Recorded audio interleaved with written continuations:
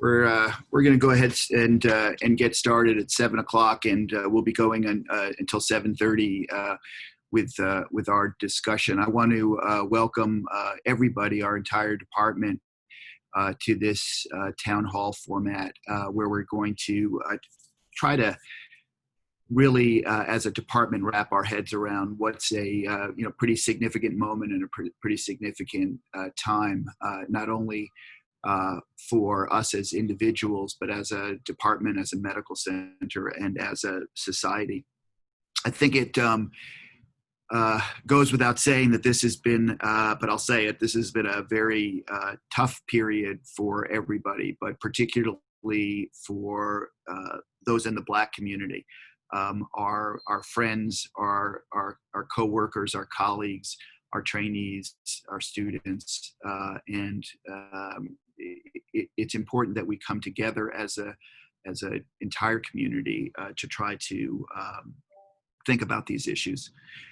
We haven't had a department vigil or it's sort of a mass function, but over the last 2 weeks there have been lots of conversations in groups of different sizes, where there have been some conversations and some really healthy beginnings of the kinds of conversations that we need to be having. And there have been some events that have taken place in our UCM community, on the campus, and also in the city at large, and many of our groups have participated in these, but we haven't really come together as a department yet. There are going to continue to be these larger activities, and I do want to draw everybody's attention to a message that you may have gotten about a event at noon on Friday in recognition of timed for Juneteenth, the Juneteenth holiday, and timed to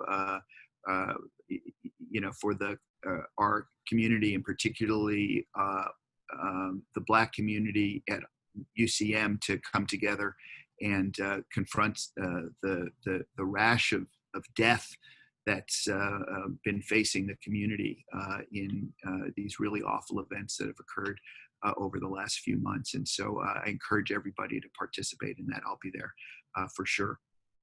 But this is really an opportunity for us at the same time to discuss and come together as a community.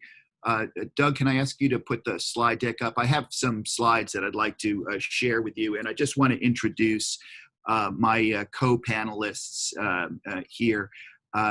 Dr. Chelsea Dorsey is Assistant Professor of Vascular Surgery, and she has been our liaison to the broader diversity, equity, and inclusion efforts in the medical center. And she's going to comment on where we are and some of the thoughts that she and I have developed over the last few months, actually, about where we might want to take the department.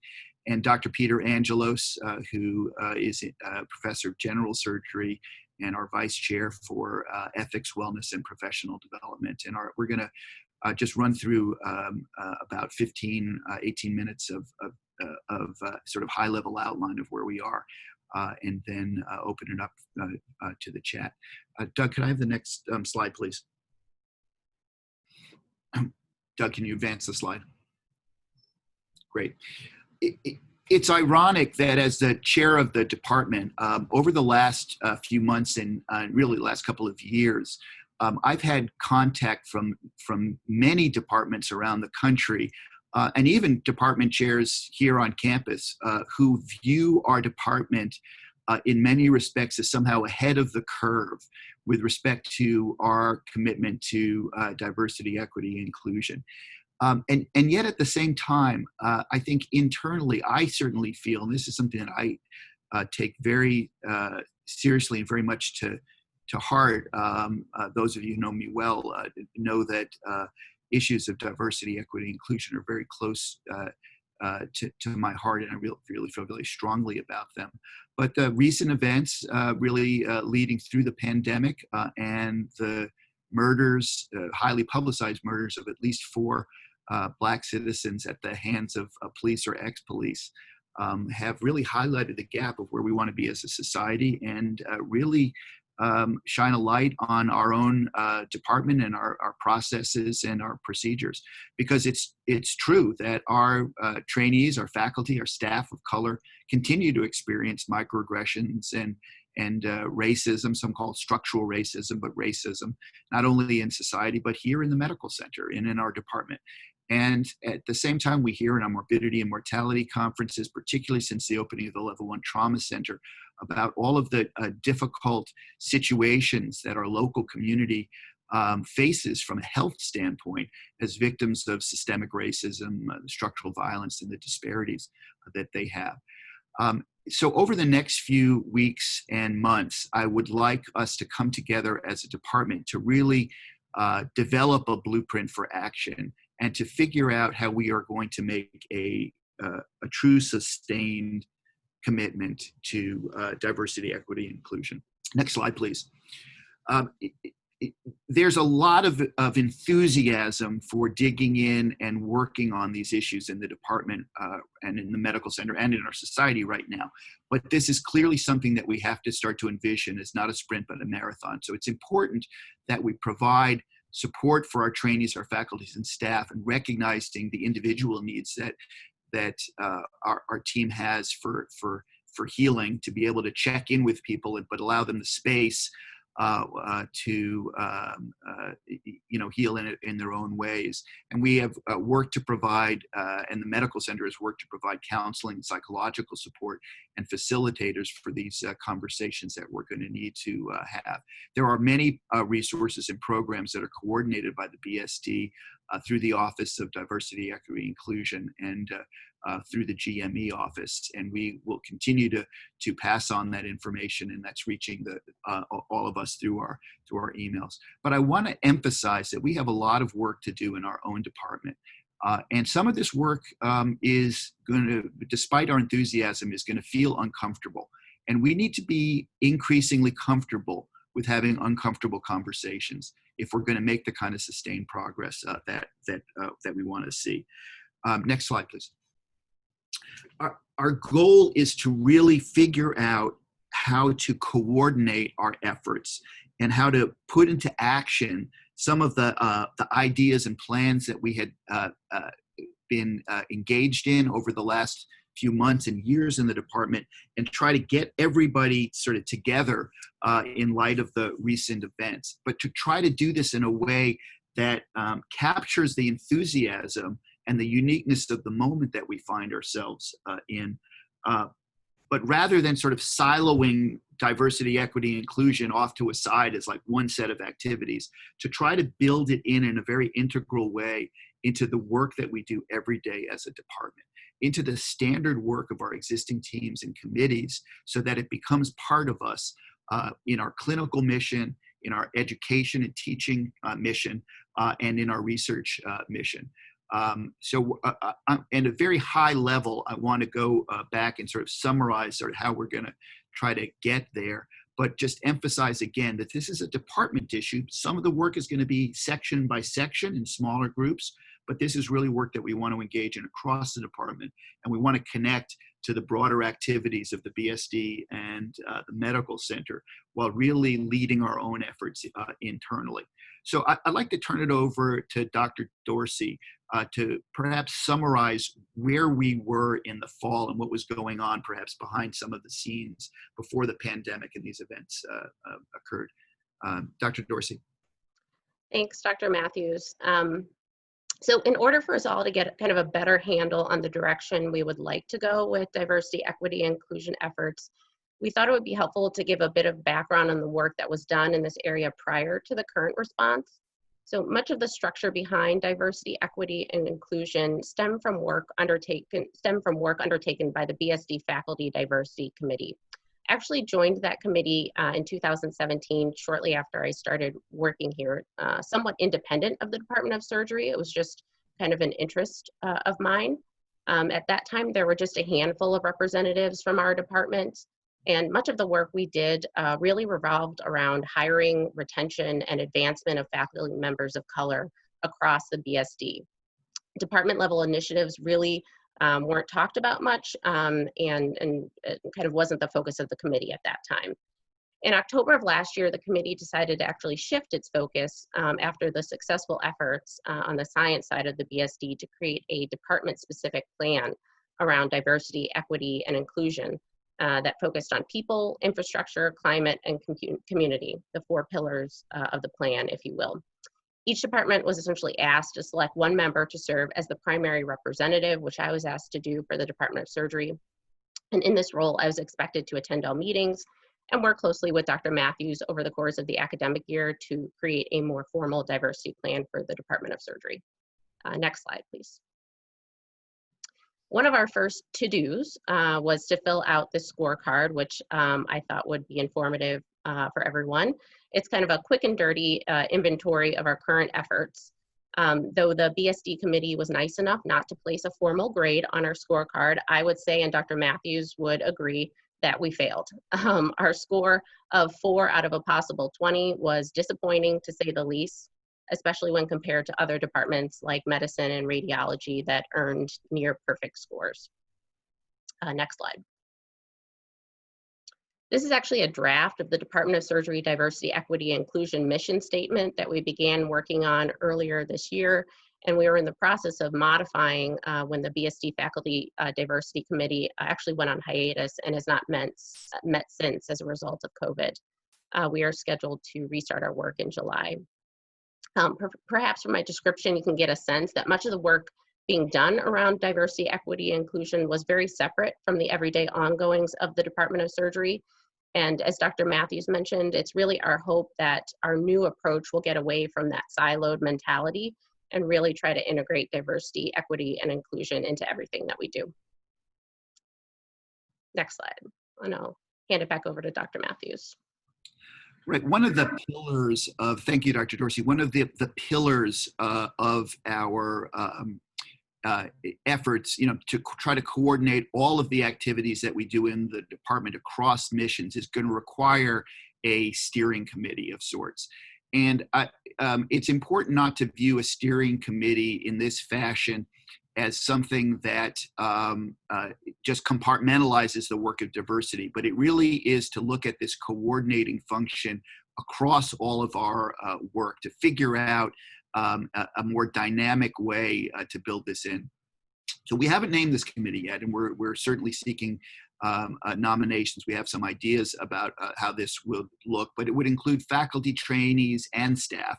Be small enough to be an appropriate functional committee, but large enough to be able to have some sort of broad looks and perspectives.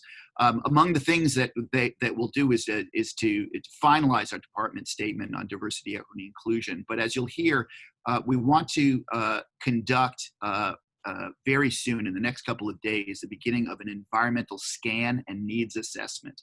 And all of you in the department are going to receive an invitation to take this environmental scan and needs assessment through a survey. And I really would like to get as close to 100% participation as we can in that. We'll be creating mechanisms for anonymous reporting, for suggestions and feedback, and there'll be opportunities on our environmental scan to get some of that feedback and some ideas there.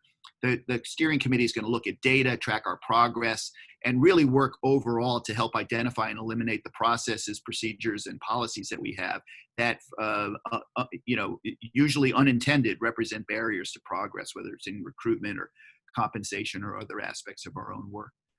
Next slide. The environmental scan is being put together by a team, including really led by Dr. Dorsey and Dr. Zackerson, but involving the BSD DEI group and some input there. It basically has 3 components to it. One is to tell us who you are and how you identify. Again, this is all anonymous. Tell us about your experiences, both at work and outside of work, and your experiences of racism, regardless of your background, and other discriminatory feelings, experiences that we have, and then help us understand the next steps. And so this is is being finalized. We hope to be able to have this out to you in the next couple of days. Next slide. Again, this idea of the Department of Surgery Diversity, Equity, Inclusion Steering Committee is to oversee the formation of a strategic plan that includes many aspects of what we do as a department, from our clinical care challenges in patients having access to care, continuity of care, our training programs, our efforts to educate ourselves as faculty and staff on issues related to racism, to diversity, equity, and inclusion, and a variety of other pillars of what we do. And I just want to comment very briefly on a couple of those. Next slide, please. One of the important high-level things is to communicate our commitment better to diversity, equity, and inclusion. We're going to make an effort, and I'm going to try to assemble a team, and again, looking for volunteers for this, to help create these visible messages and visible support, whether it's in our intranet, our internet, our enduring content like the annual report, so that we better tell an inclusive story of ourselves that respects and confronts our paths.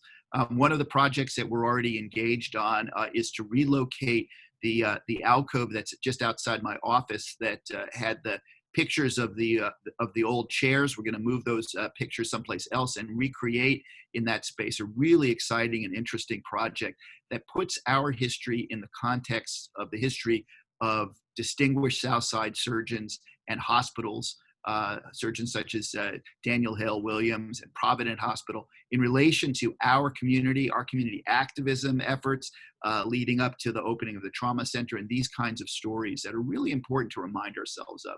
We also have around the department video monitors that we want to leverage and use in a different way, and we have social media accounts that we can also leverage. So we're going to be interested in developing a team around these projects. In education, it's really important to emphasize that this is not only about our training programs. This is about us. Many of you have come to me to talk to me over the last couple of weeks about how interested you are in learning. It's very important for particularly the white community and the majority community to understand and learn about implicit bias, microaggressions, equity, all these issues that intersect and interrelate in our work and in our lives. So we're going to work through an education subgroup to develop a curriculum across the department that is really deepens our commitment. In the past, we've actually had book clubs where we would read, say, a book by Atul Gawande or something. I think we're going to change and organize in a different way around the kinds of books that we assign ourselves to read to get more context of history and experiences. We also want to rethink our GME and clerkship programs and how we think about our recruitment activities, how we think about evaluation and assessment, and what different work the CCCs and PECs might do in the residencies, and various social activities and group events that promote a broader sense of inclusion. So an education working group will do that.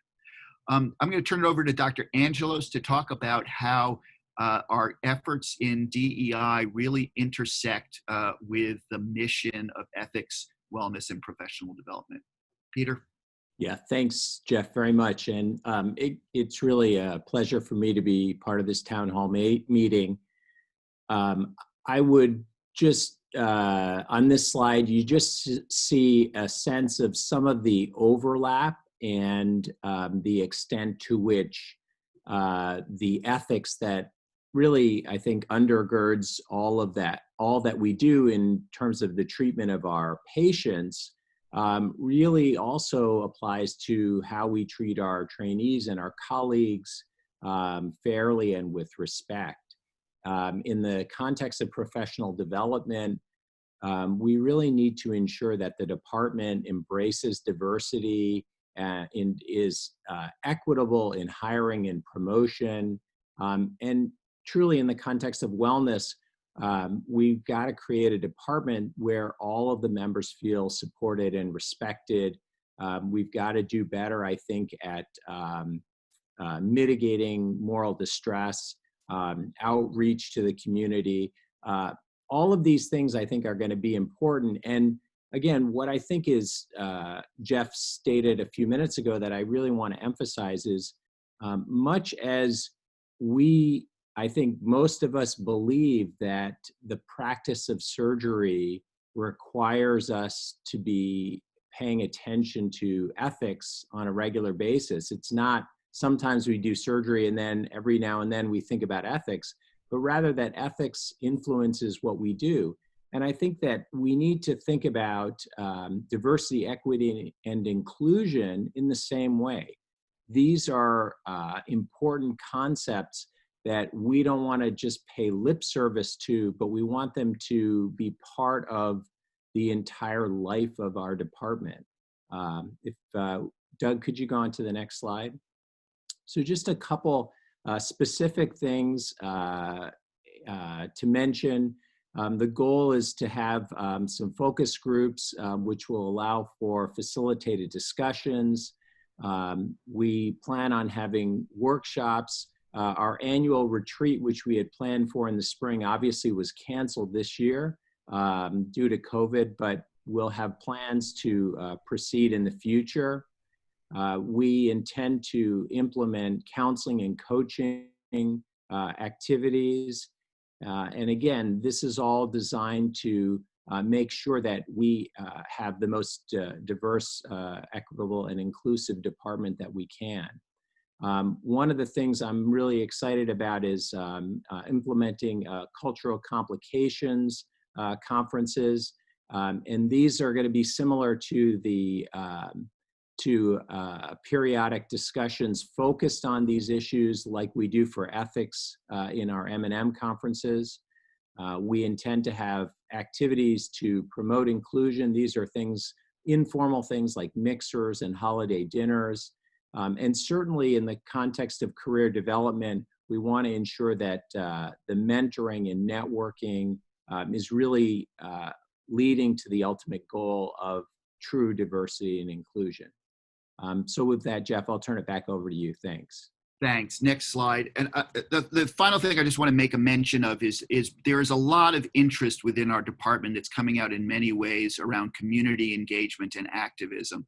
And a main pillar of what we want to work with all of you on is how do we use our privileged status as physicians and healthcare providers at the University of Chicago to make a difference, to try to weigh in and try to help change policies and our policymakers more broadly to the benefit of our patients and our community. So whether those are research and scholarship activities that better leverage the broad resources of the university through the Office of Civic Engagement, Dr. Zackerson and a number of our residents have put together a new program to address structural racism and violence, develop a training curriculum and research tracks, as well as political action for those who are interested.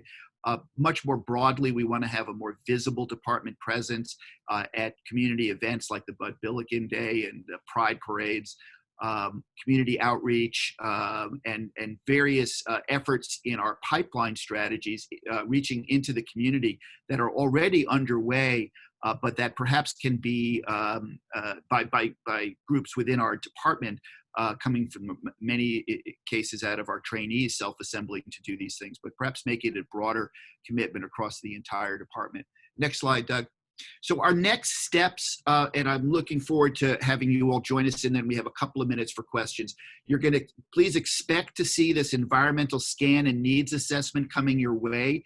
We're just putting the finishing touches on it. I really want everybody to dig in and participate in this.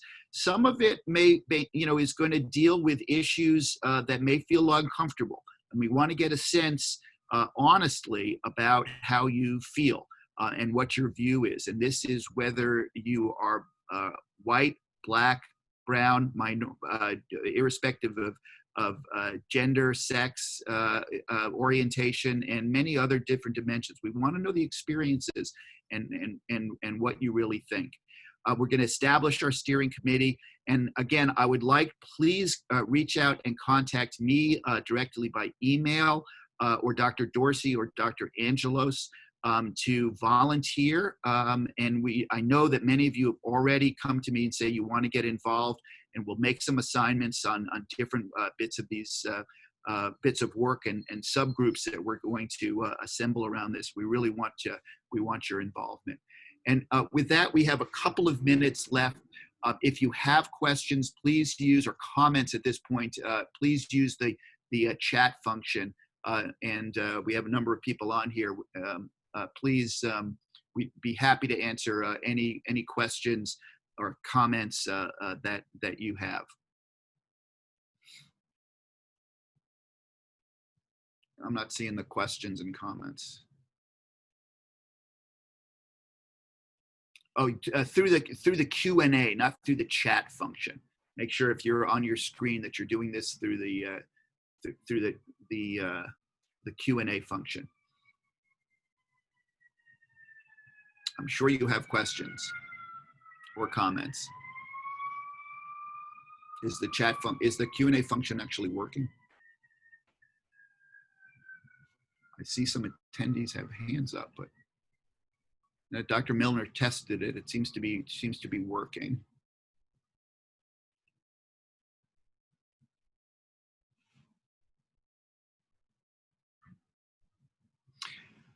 Great. Dr. Fung asks, is there any underrepresented minority member on our board that we could get to participate? There are several, and we certainly can take some, we would have to talk through the dean and the board structure to the extent to which they would be interested in participating, whether it's as part of our steering committee or in some other capacity. It's a very good suggestion. Thank you.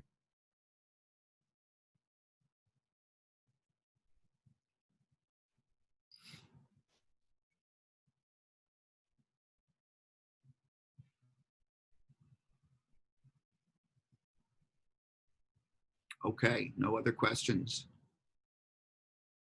There we go. All right.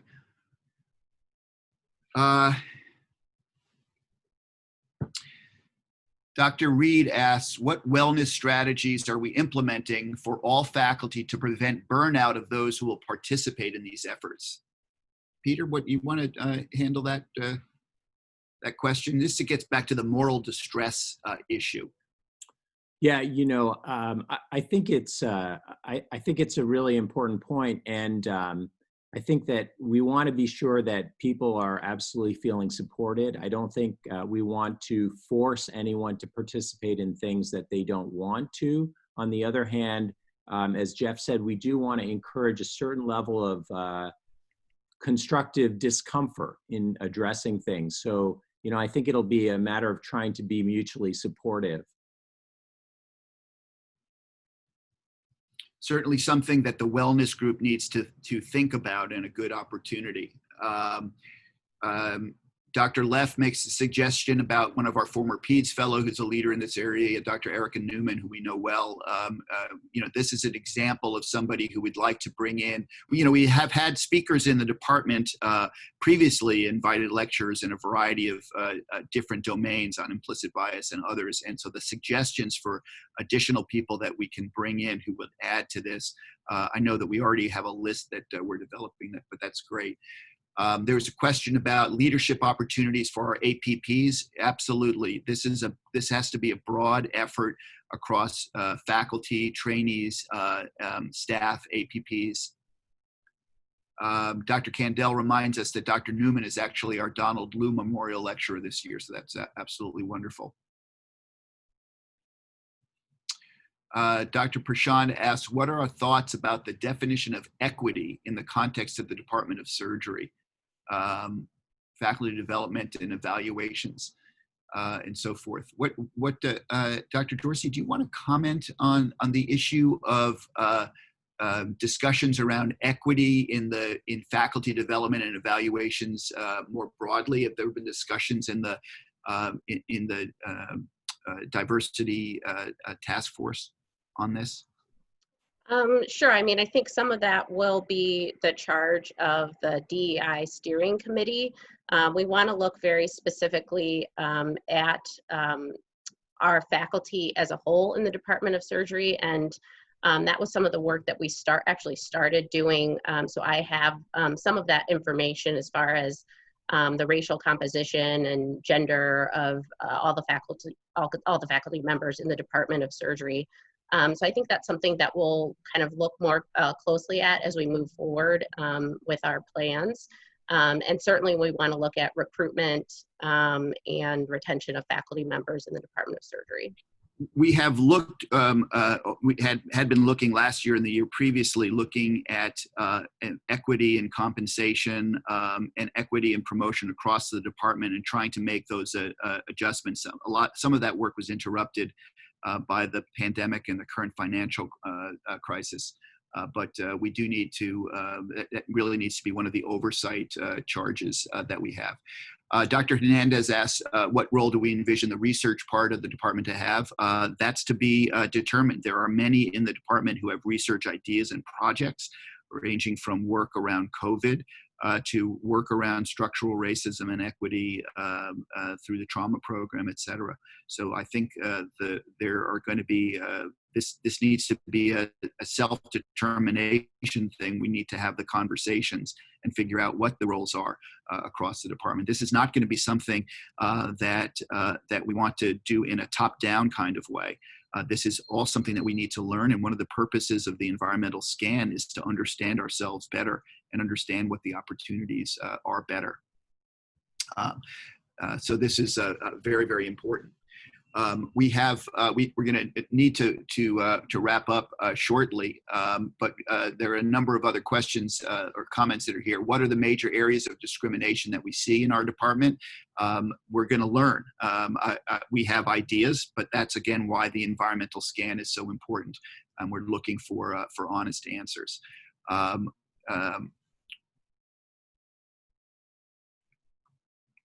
There are questions about stronger public statements from the department. We actually had drafted and sent to the Tribune a statement about condemning police brutality that never got published by them, but we do need to perhaps think about how to get those messages out in different vehicles. I see a lot of other suggestions here, and I think we're just sort of running out of time. We've had some success in increasing the diversity of our training programs, and if you look at the trajectory of our department, even in a faculty recruiting over the last couple of years, we've made enormous strides. While I am very, and that's in fact why so many departments across the country have looked at us to say, gee, how are you doing it? And we look at ourselves and say, we're not doing enough still yet. We need to do better. So it's an interesting dynamic, but we really need to coordinate this more broadly across the institution. Will there be external representation on the committee? I think that's to be determined. I think I want to get our department, probably not initially. I think we want to really look at our own processes internally and connect probably to the BSD and civic engagement more broadly from the external views. But we'll, again, these are issues to be discussed. One of the things that I want to just say, and I think we're going to then wrap up, is that I'm so, and I think all of us are very energized by the enthusiasm that we've seen across the department to work on these issues. There are many dimensions to it, as the chat illustrates and as the presentations illustrate. And in the with all of those different ideas that are out there, there is the risk of not developing step by step a sustainable and organized approach. If we try to do too many things at the same time, we run the risk of not doing not accomplishing what we want to accomplish. So I think there are, again, lots of questions that are out there. We don't have time to answer them all. I know that there are other town halls and rounds that are just about to start. And we're going to take all of these comments, and we want to hear about these. There are lots of supports that are out there that we will continue to circulate that have come out of the BSD, come out of the GME program to help support our Black faculty and trainees during these difficult times, to help with healing and help with this. We want to continue to be able to utilize those and provide those services out of the Wellness Initiative. All right, the hour is 7:35. We've run over a bit. I know that we could go on a lot more. I really am grateful for all of the input that we've had and that we will continue to have. We've got a lot of work ahead. A lot of it will be uncomfortable. We need to do that work. We need to seriously rededicate and recommit ourselves to these important areas. I want to thank Dr. Dorsey for her leadership, Dr. Angelos for his leadership in helping to think about how to frame and move this going forward. And I look forward to all of your help. So thank you very much, everybody.